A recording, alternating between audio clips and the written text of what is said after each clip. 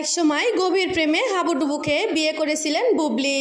বুবলি তো জেনেই গেছিল যে শাকিব খান বিয়ে করেছে, তাদের একটা বাচ্চা আছে।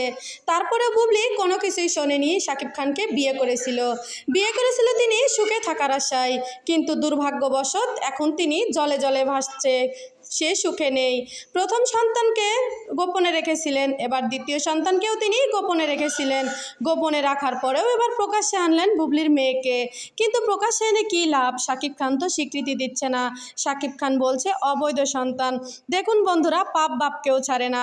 একটা সময় তিনি অপু বিশ্বাসকে খুব কষ্ট দিয়েছিলেন, কারণ তিনি যখন শাকিব খানকে বিয়ে করেছিলেন অপু বিশ্বাস তাকে বারবার মানা করেছিল। তারপরেও বুবলি তার কোনো কথাই শোনেনি।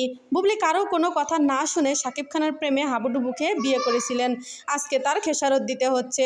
আজকে শাকিব খানকেও পাচ্ছে না, তার বাচ্চাদেরকেও তিনি তার কাছে রাখতে পারতেছে না, কারণ দুটো বাচ্চা রেখে তার সিনেমাতে ফেরাও অসম্ভব। আর তাকে কেউ সিনেমাতে অভিনয় করার জন্য নিচ্ছে না, কারণ অপু বিশ্বাসকে যেমন ভালোবাসে মিডিয়ার লোকজন, বুবলিকে সেরকম ভালোবাসে না। বন্ধুরা, যদি ভিডিওটা ভালো লাগে লাইক শেয়ার সাবস্ক্রাইব করবেন। ধন্যবাদ।